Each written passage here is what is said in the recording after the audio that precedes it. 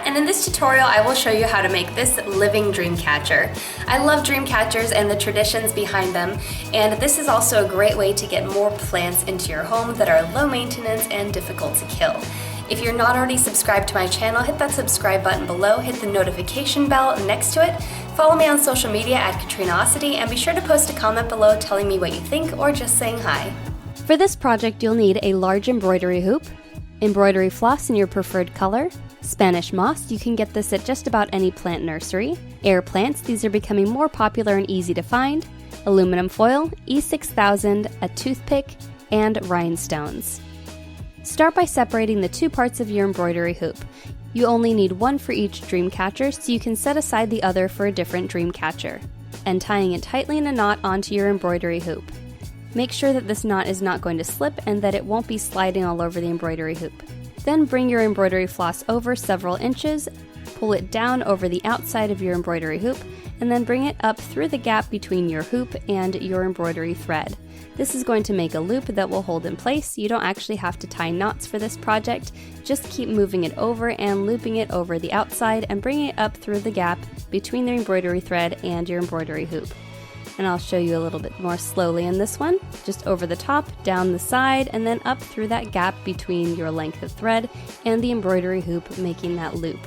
When you've gone all the way around, it's time to start doing the same action, except instead of looping it around the embroidery hoop, you're looping it onto your lengths of embroidery thread that are already in place.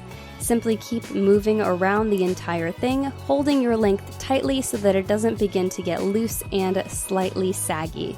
If you don't hold the thread tight as you work, your work will start to get a little bit lopsided and it should turn out a little bit funky. So you want to make sure you're pulling everything tight as you work and make your loops in the center of each section as you work. I recommend using embroidery thread because it comes in so many different colors and it's easy to work with.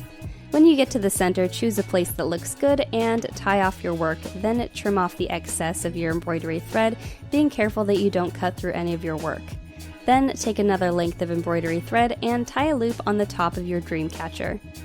Next, you're ready to add your Spanish moss. You can do this a couple different ways. You can either take a long length of it and loop it over your embroidery hoop, then sort of tie it in an overhand knot over itself.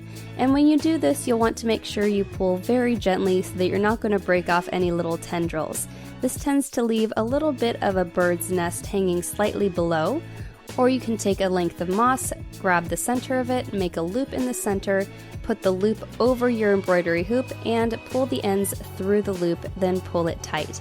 I prefer this method because I think it's a little bit neater and it's harder to rip through your moss doing this. Next, you're ready to add your air plants. I prefer to add a couple of them first and then see how it looks, and then begin adding in my rhinestones. Put a little bit of E6000 on your aluminum foil and use a toothpick to apply little dots of your glue directly onto your embroidery floss and then drop the rhinestones into place. I prefer E6000 for this because it sticks really well to just about any material, and I know it sticks well to embroidery floss as well. The rhinestones are optional, but I think it adds a really lovely sparkle to this project and it turned out just adorably. Once your rhinestones have dried, you can add in the rest of your air plants and hang up your dream catcher. Thanks for watching. If you enjoyed this project and want to see more DIYs like this one, hit the like button and subscribe, follow me on social media at Katrinaosity, and be sure to post a comment below telling me what you think.